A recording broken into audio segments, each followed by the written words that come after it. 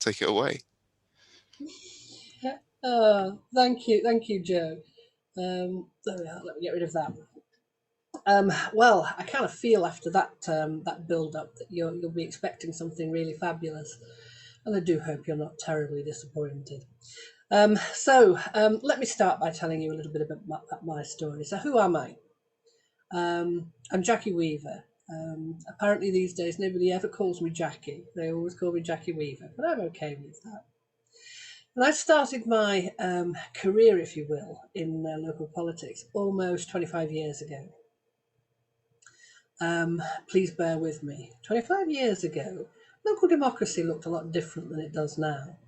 So I lived in a small village with very much nothing in the village apart from the church and the pub.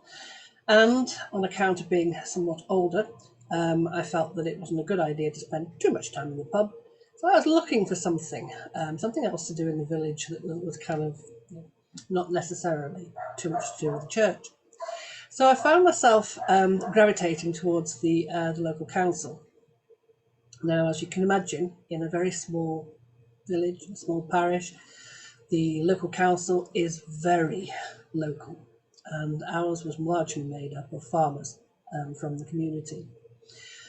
And when I was elected, I think it was the first time anybody in that community had ever canvassed. And believe me, canvassing in a deeply rural part of the country is not easy. You mainly have to beware of potholes in driveways and large dogs. But nevertheless, managed to do some canvassing and in fact got myself elected. And I fairly quickly found that maybe being a parish councillor wasn't for me. I might have felt differently if it had been in a larger town or a larger community. But I felt the kind of things that came forward in that very small community weren't things that really mattered a great deal to me. I kind of felt I wanted to make a difference on a bigger scale. So through being a member of the parish council, I got involved with an umbrella organisation that I'm still involved with now, called the Cheshire Association of Local Councils. Now, some 23 years ago, when I joined the Cheshire Association, CHALC, I'll call it from now in, it was a very different body. There was one very part-time member of staff, and our annual budget was something in the region of £3,500–4,000 a year. And we really did no more than facilitate a kind of talking shop for local councils, town and parish councils to come together and share their concerns about potholes and septic tank drainage. And then again, in a rural community, these did seem to be the major key issues. Oh, apart from planning. Planning has always been something that has been of huge interest to our Cheshire councils. So, what changed? Well, I'm still with the Cheshire Association of Local Councils some 23 years later. And on its face, that sounds like, how boring. But actually, an awful lot has changed during that time. And the change really is driven by the parish councils themselves. So, as central government funding has dwindled, we found that the principal authorities have less and less money. They have physically contracted, they have fewer and fewer officers, and they begin to deliver only those services for which they are legally obliged to deliver. So statutory services, things being like education, adult and children's social care, major highway refurbishment, that kind of thing. So that means that an awful lot of the community stuff has been left behind. And during that time, the gap has been filled by town and parish councils. So as they have upped their game as time has gone on, so has CHALC. CHALC now employs 3 people, and we have an operating budget of around 140,000 at the moment. And for that, we do all sorts of things for local councils, but that includes representation for them and also development for them. So that as councillors are being expected to step forward and, if you will, fill the gap that's being left, clearly they need support and training, and that's what CHALC's here for. So that's a kind of reason why I stayed almost in the same job for the last 23 years. So although the job seems the same from the outside, actually what I have done during that time has changed quite dramatically. So why didn't you know about me before the beginning of this year? So I've been around in Cheshire for the last 23 years doing tremendously good work, so surely you would have heard of me. Well, the world, and it did seem like literally the world, that I've had calls from New Zealand, Australia, and the States to talk about local democracy in all those places. So the world literally showed an interest after a difficult council meeting in a small place called Handforth went viral. Now, please bear with me. Being told that something I had been involved in had gone viral 2.5 months ago didn't mean very much to me at all. I checked with my son to make sure it didn't mean I'd done anything awful. And considering that I knew I hadn't murdered the neighbours or their pets, I felt fairly sure that nobody had caught me out doing anything I shouldn't have been doing. But at the same time, I really didn't know what going viral meant, nor did I understand what it meant when it was linked to Handforth Parish Council, since the Handforth Parish Council meeting had taken place nearly 2 months beforehand.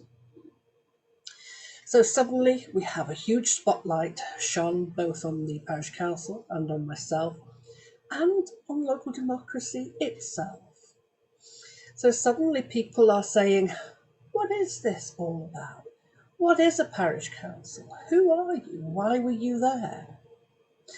Well, why was I there? Part of our role at Chalk is again to support town and parish councils, and their main employee, usually they only have one as their clerk, and just like any other employee, sometimes they fall ill, sometimes they even go on holiday, and the council might want someone to cover for that. So it's the kind of thing that we would normally do. Handforth did have a little bit of a reputation, even before that night. So when we were asked to help Handforth, I decided to go myself rather than ask a member of staff to go. And I think what you saw that night was probably one of the least pleasant aspects of local council behaviour that I've ever seen. Anybody who gets involved in local politics or local democracy has to have a little bit of kind of personal strength about them. I don't mean so that you can fight, but I mean so that you don't take everything that is said personally. Because when somebody feels passionately about something they care for and they're really trying to push forward their point, they will not always do it with the most genteel of language. So it's not unexpected that people argue their case quite forcefully. What is unexpected is to see the level of aggression and hostility that you saw that night. So what happened after it? Well, my concern was, perfectly reasonably, that a lot of people would say, don't want to be involved with that. That's how they behave. Why would I want to be involved in it? But that wasn't the experience that I had. A lot of people contacted me in the aftermath of that and said, that might happen in parish councils, but it also happens here. And there were lots of other examples where we saw people talking about really bad experiences they were having in the way that people just generally relate to each other.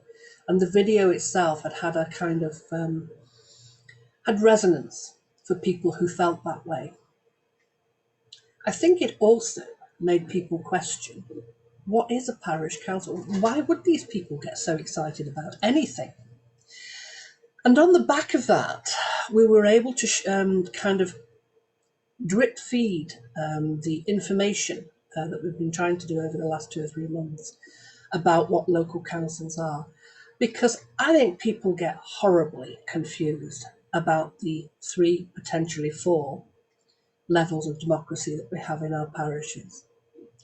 The one consistent level that we have almost throughout the country are town and parish councils. Now, town and parish councils are my experience, that's who I work with and for. Then we will have the district councils, or sometimes called borough councils. And then in 3-tier counties, we will have a county council that overarches all of those. And if you think about it, each of those is kind of like a growing physical footprint, with the county council covering the whole of the county. But some 10 years ago, government had a passion for creating unitary authorities. So in Cheshire, rather than having 6 district councils and 1 county council, all 7 of those were abolished, and we had the 2 borough councils or unitary authorities replacing them. The naming gets confusing because they call themselves borough councils, although in effect now they are smaller county councils, or they're half county councils, is perhaps a reasonable way of describing them in Cheshire. So I think when it comes to elections, people are rightly quite confused about what it is exactly that they're voting for. I think we also have a problem in that we look at the news, in whatever format you watch the news, and what we see is national politics of whatever colour, and we often don't like what we see. And not only do we not like it, but we also feel powerless to change it. So it seems that whatever you vote locally, you will always get the same colour that you've always had. And if your views are different from that, then you tend to feel, what does it matter what I vote? I share that frustration when it comes to national politics. I myself have no political persuasion. I like some of the policies from some of the parties, and some of the policies from other parties.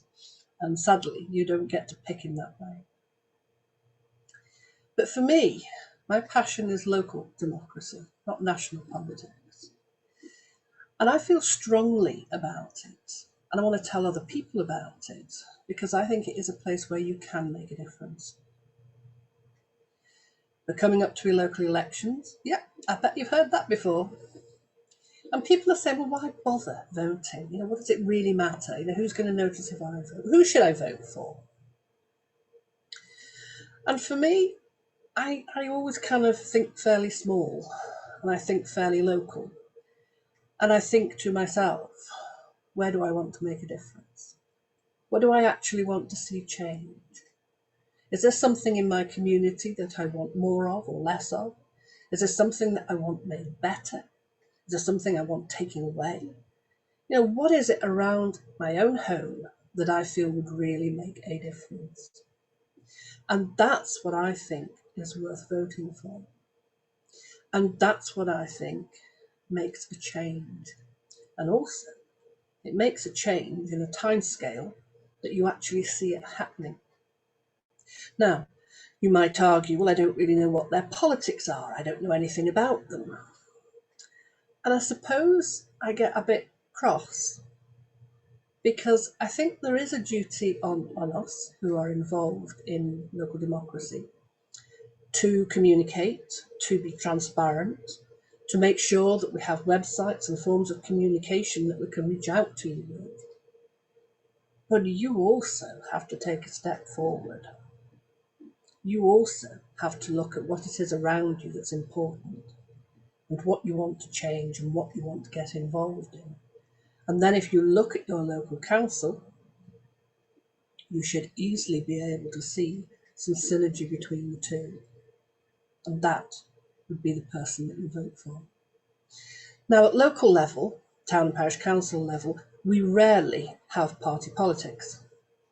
Some of our larger town councils do refer to themselves as party, but usually the kind of decisions that a town or parish council are making really have no particular relevance to party politics. So when you're looking at refurbishing a play area, when you're looking at reclaiming some land for a children's play site or nature site, when you're looking at getting some additional land for the school to have a better playing field, these are not usually decisions that are taken politically. So what we often see at town and parish council level is real consensus, people coming together to work for the good of the community. So I guess you say, well, why should I get involved? Even if your passion is not the community in which you live, and I kind of get that, particularly if you're a student, you may be in a particular community for a relatively short period of time. So why should you get involved? And I guess if I was trying to sell it to you, and I'm not sure it is my job to sell it to you, but I would say to you there is so much to learn. I think that clearly, because of the audience that's here tonight, you have an interest in politics. I'm not a rocket scientist to work that out. But it's a really good place for the town and parish council to see it in practice and also to see it almost holistically. So you're not seeing a tiny fraction of it, you're seeing it in entirety.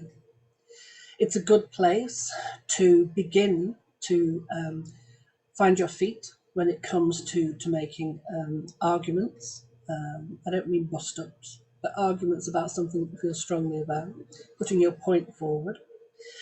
And it's also a good place to get a grounding in politics when you might not yet have decided whether or not party politics is for you.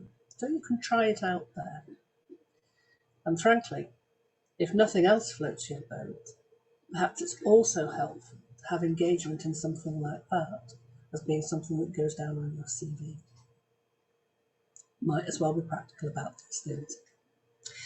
So, in closing, and before I'm happy to take any of your questions or read your comments, what I would say is that I think that there is a lot of positive things when it comes to politics, whether at local level or national level. There's a lot that needs changing, and you only get to have an opinion in my world if you use the vote that you have. Thank you for listening. Well, thank you so much. That was really interesting, really insightful into kind of a world that I'm not kind of not too familiar with, and it's not kind of, it's not as kind of popular, I don't think, among young people. I think so. Thank you ever so much for that. That was really interesting. So, firstly, I think we'll move on to the news this week, which is, what do you think of the resignation of Brian Tolver? He has only resigned as chairman, and his term of office would have come to an end in 2 weeks' time. You can draw whatever conclusion you like from that comment. Thank you. Also, my second question is, from the kind of mass amount of coverage you gained through your kind of through your video becoming viral, have you seen an uptick in young people becoming more excited about local government and trying to get more involved?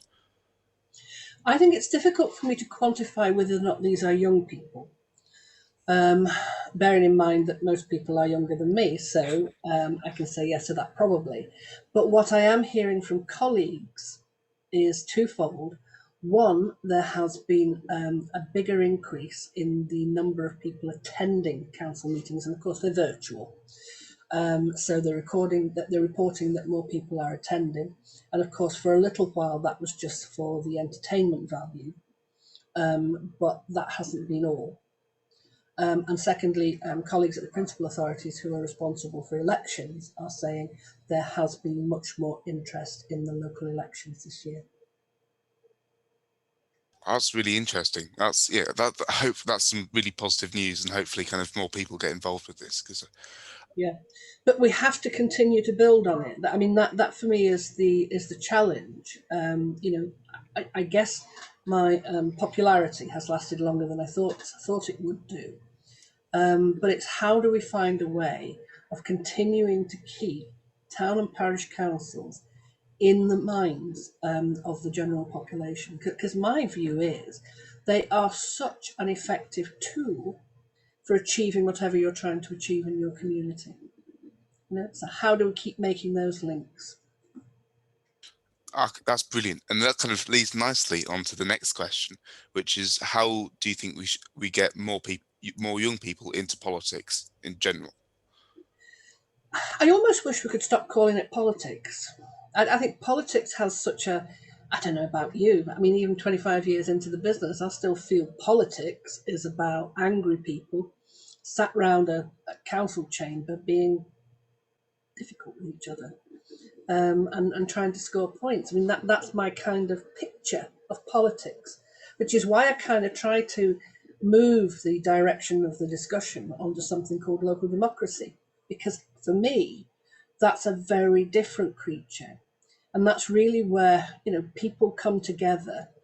The mechanism by which we can do it is town or parish council, but they're doing something for their local area. That they're affecting change. They're not coming to it because I want to be involved in politics.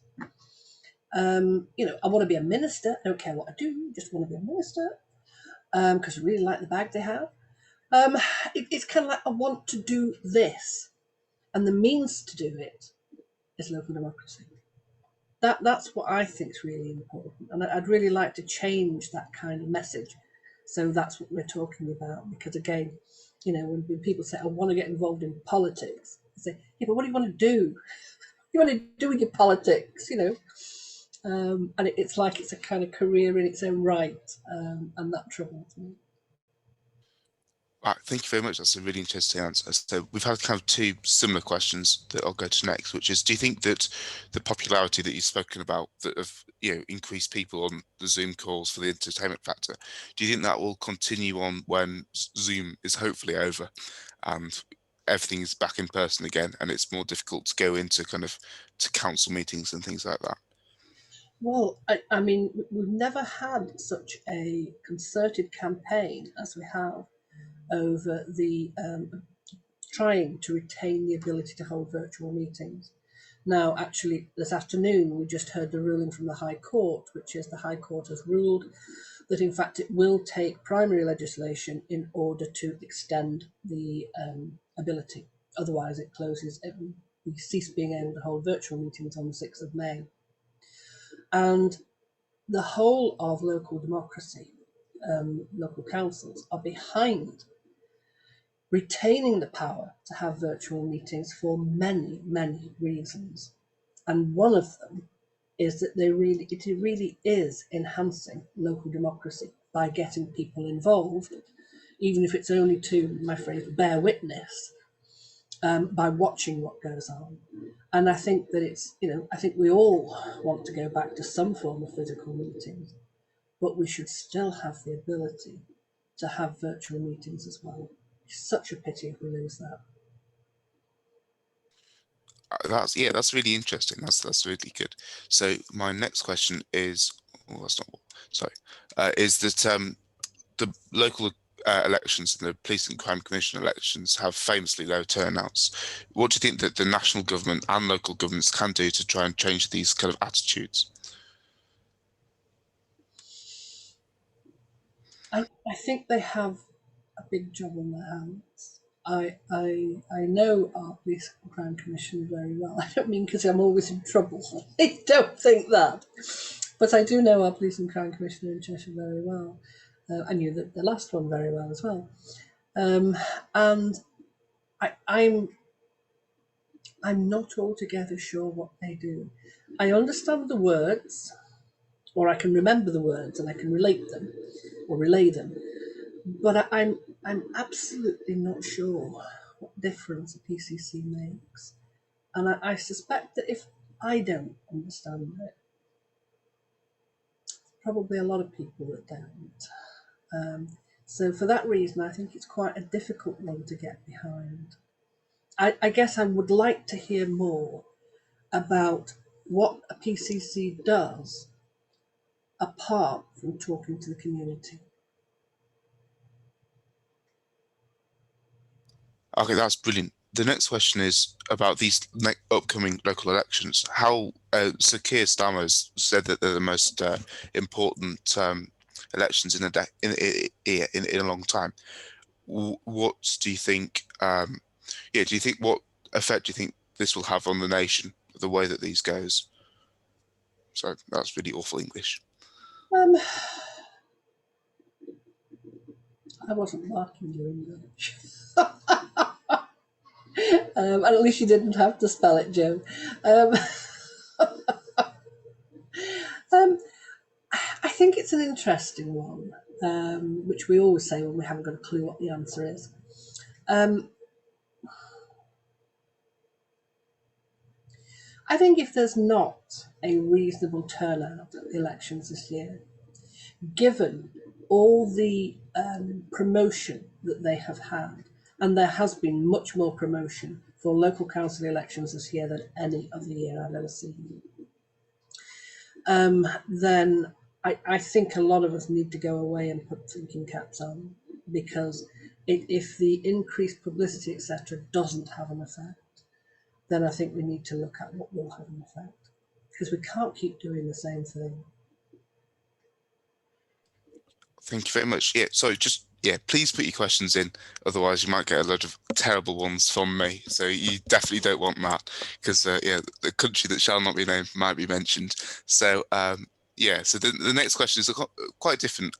So do parish councils have any power within district councils, or are they purely advisory? Oh my goodness. Parish councils have wide ranging powers. If you want to see a list of them, A to Z, for ease of reading, then have a look on the National Association of Local Councils, that's nalt.gov.uk, at their Good Councillors Guide. If you can't get a copy, get in touch with Joe. He knows where to find me. And I'll send a copy for you to share around. And in the back of that, I say A to Z powers of local councils. Now, down parish councils have relatively few duties. Duties being things that by law they must do. So they include things like they must have at least 4 meetings a year. They must keep proper accounts. They must appoint proper officers. They must appoint councillors, and the councillors must abide by the code of conduct. But apart from that, everything else they do is discretionary. Some 4 years ago, the general power of competence was introduced, and that gave councils who are eligible to use it the ability to do anything that an individual can do. So they have, I mean, almost anything apart from the statutory functions of a district council, and we covered some of those earlier, so things like adult social care, education, and major roadworks. Almost anything else is something that a town or parish council can do. Brilliant. Yeah, it's quite yeah, brilliant. So the next question is about there's often a very clear social divide between age groups, which is seen sorry, I don't know why I can't speak today. I swear I didn't have that much to do last night. An almost impact on local policy making. How would you like to see ageism in local politics tackled? By you getting involved. Next question. Ah, But that's a an easy one. slightly longer answer would be actually, it needs challenging. Your assumption.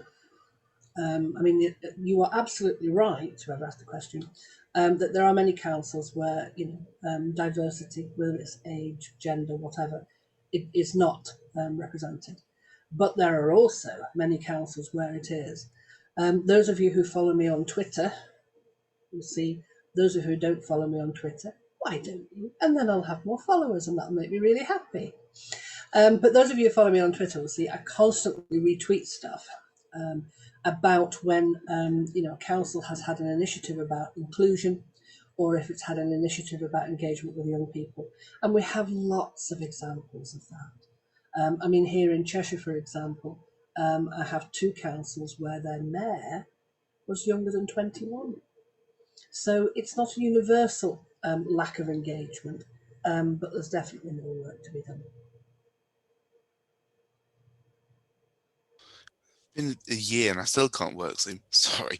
Um, but in your experience, I think we touched on this earlier, but if you want to kind of broaden it a little bit, what are your experiences of people, the sorts of personalities who are attracted to local parish councils?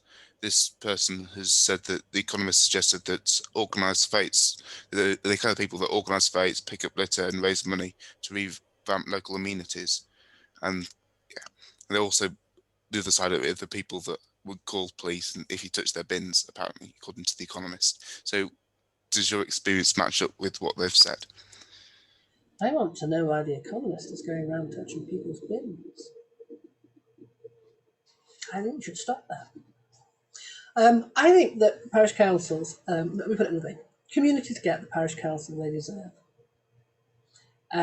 If you have a community that has no interest in the goings on of its parish council, then the parish council will evolve into the creature that is governed by people who have perhaps a little too much time on their hands.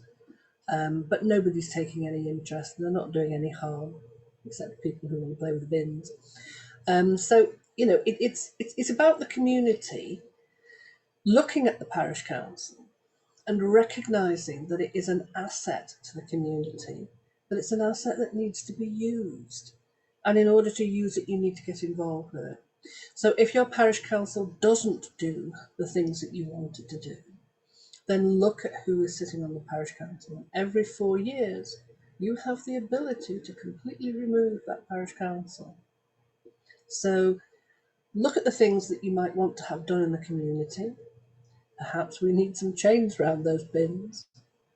And then look at the parish council and see whether or not, as it stands, it's able to deliver for that community. And if it's not, then we need to change the players. And also, if it, okay, do you think there needs to be reform to the powers and structure of local government? And if so, what? No, It's easy. no. I mean, it is so tempting to change. Okay, I guess what I'm hoping for is that actually we do see a point here from where we can grow. So the interest in local democracy, perhaps from here on in, can grow. And that would be terrific. But the last thing we want to do is change it at the point at which we might just be about to make an improvement on it. I mean, one of the most dramatic things that we did about 10 years ago was we thought it's terribly confusing having to say to everybody, you know, town and parish councils. It's very long. So let's call them local councils. So we all got behind that. I thought it was a fabulous idea. So now we say local councils, you know, town and parish councils. So rather than shortening town and parish councils, we've now just added on local councils, you know, town and parish councils. So my kind of point there is that there is a danger in trying to change a system, simplify a system, that actually you just make it seem even more complicated. And I suppose that if you start from a slightly different position, where I was talking about earlier about let's not start with the politics, let's start with what are you trying to achieve. Then there becomes a natural synergy with your town and parish council. Does that perhaps make sense? So rather than looking at what can the parish council do, I say look at your community and what does it need, and how can we get the parish council to deliver it. That's really interesting. Thank you very much. So the next question is that I think it's a question you'll like.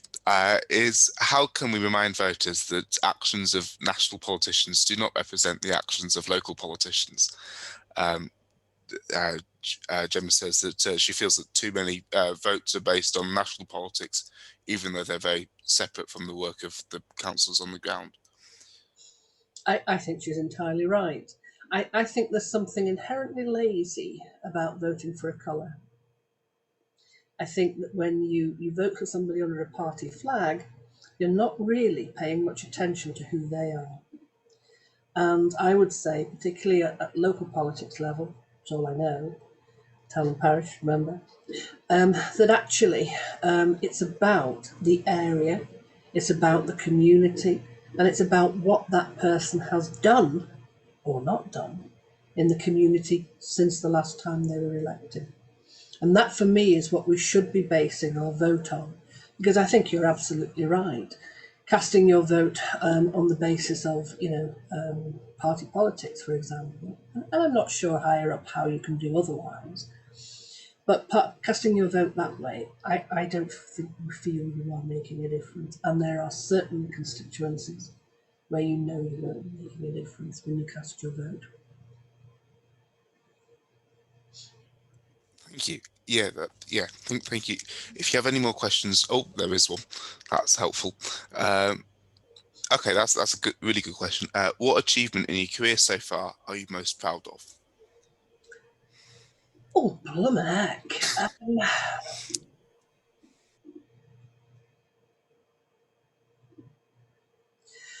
I guess it was when we had the county council and 6 district councils, and you've heard of the phrase herding cats.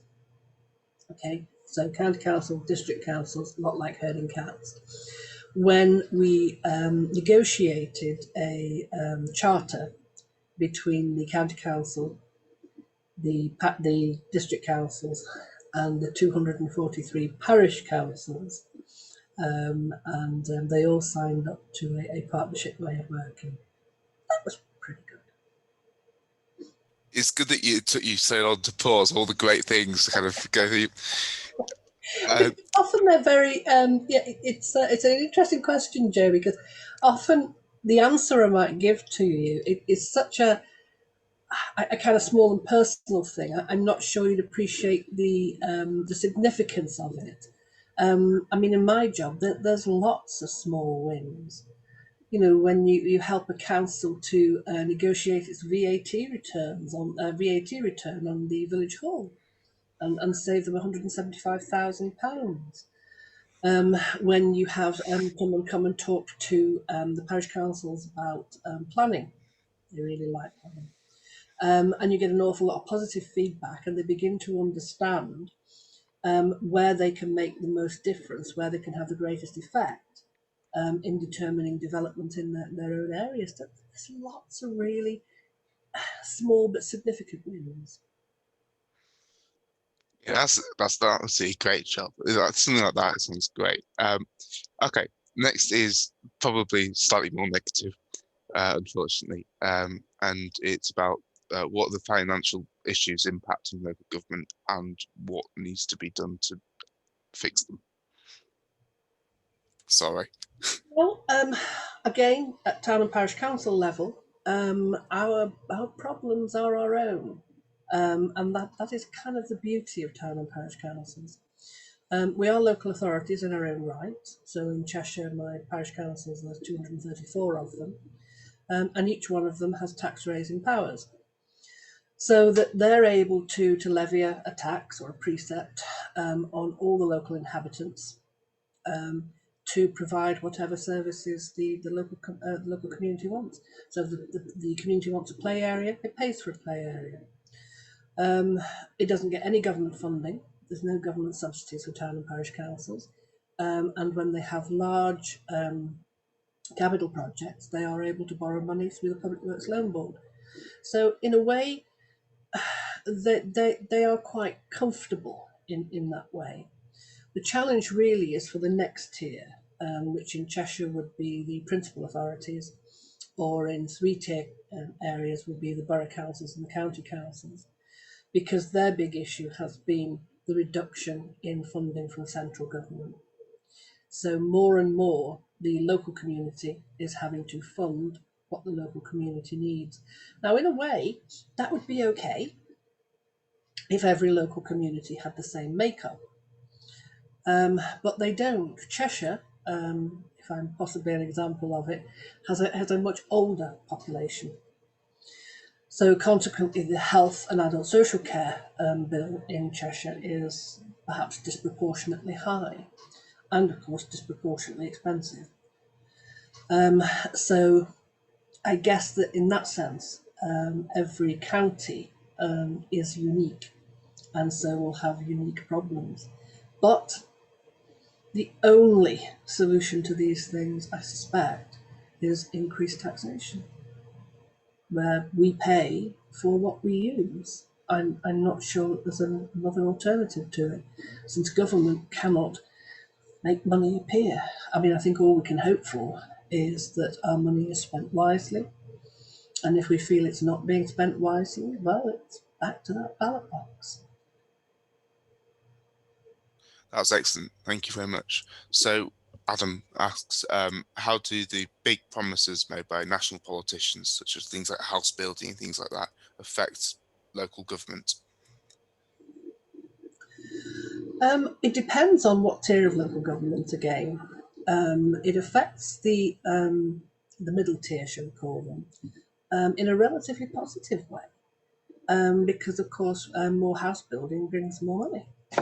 So that every time there's a housing development, then the principal authority gets money from the community infrastructure levy. Used to be Section 106, but it's the same money now. However, in a way, the people who pay for it, not financially, are the town and parish councils, because they're the areas where the build takes place. And we have lots of examples in Cheshire. Cheshire's a very popular place for people to live. And we have examples across the county of villages that might have had 50 properties that now have 5,000. And in fact, we're just undergoing a community governance review at the moment to try to realign the boundaries to make sense of them. And that has, when you have those kind of incomings, if you know to me, I don't mean to be unpleasant about the people, but that sudden increase in the number of houses, boy, does it have a real knock-on effect on a community. So the parish council gets a little funding from the development. Principal authority gets a lot of money from the development, and the government gets to say, we kept our promise.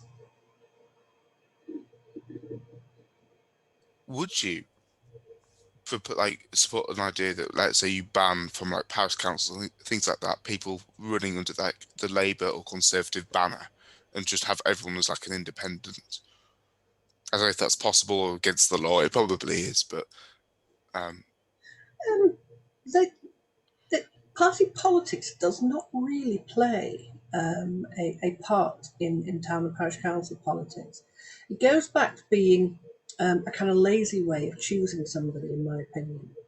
So that again, when you're looking for a councillor, whether you vote for them at town or parish council level, if you're voting for them because they're Conservative or Labour, then you're just kind of, let's say, pinning a tail on a donkey or something, rather than looking at, well, actually, what has this person done for the town or the village? And when it comes to decision making, there's no place for party politics. They are literally making a decision on a play area, or whether to drain the pond, or whether to help the school, based on bums on seats and putting their hands up to vote. So I'm not sure that party politics has a hugely detrimental effect on parish or town councils. But don't be fooled. And just because parish councils don't have party politics, don't think they don't have politics. There's nothing more hotly contested in a parish council meeting than a discussion between people who are affiliated to the village hall committee and those who are not when it comes to funding for the village hall. So we still get party politics, even if they're yes, party politics, even if they're not with a large P.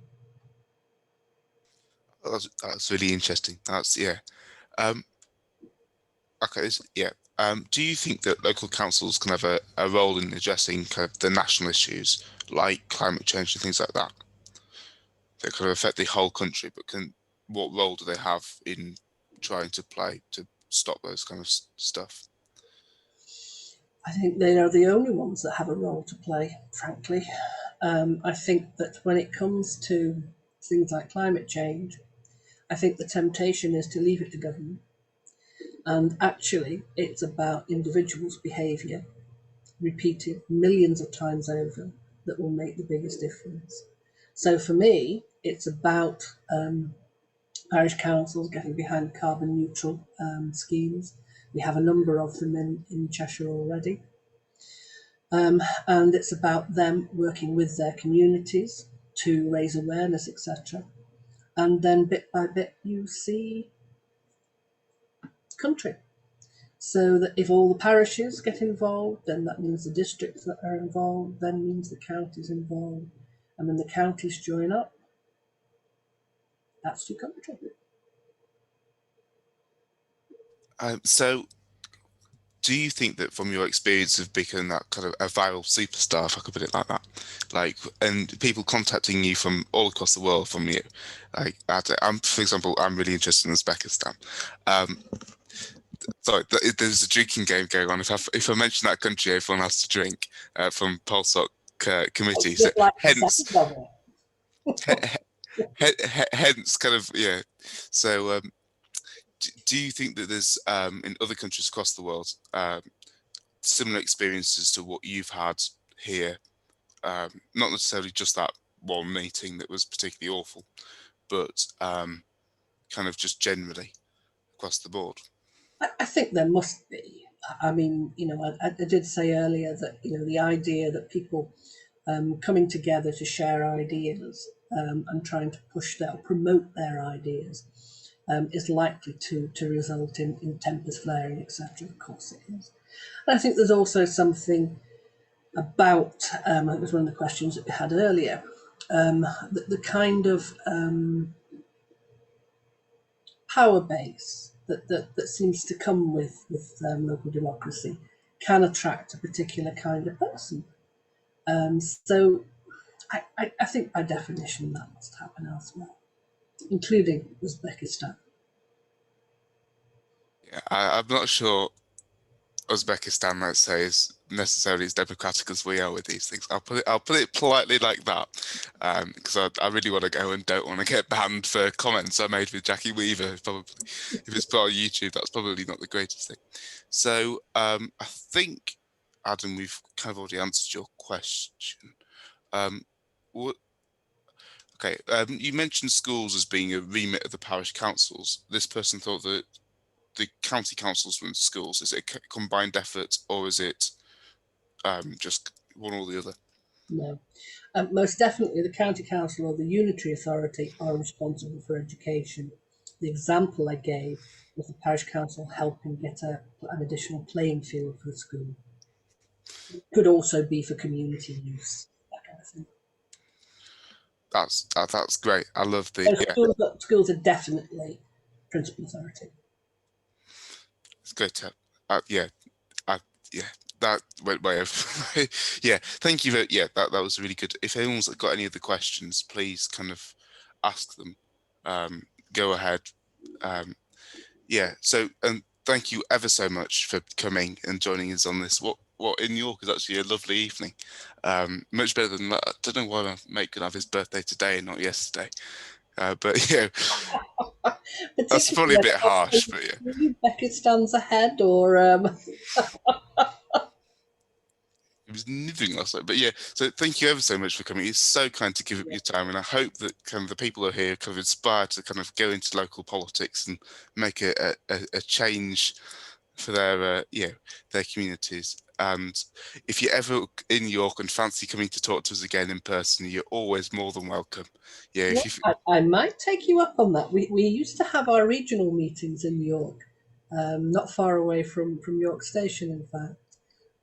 But if anybody is interested in the book that and it's a free publication, so I can email it, then get in touch with Joe, and I'll happily forward you the Good Counsellor's Guide. And don't forget to follow me on Twitter. yeah, I can really endorse following you on Twitter. You're really good. I, on the other hand, am absolutely woeful. I just kind of make sarcastic comments about Newcastle most of the time. So thank you. Yeah, thank you ever so much. And My pleasure. everyone's, from what I've seen, absolutely loved having you here, and it's so amazing. And yeah, please, if you're ever in York, please, yeah, fancy a kind of a talk and a pint, then yeah, let us know and we'll do our best. Thank you very much indeed, Joe. Bye, everyone. Bye.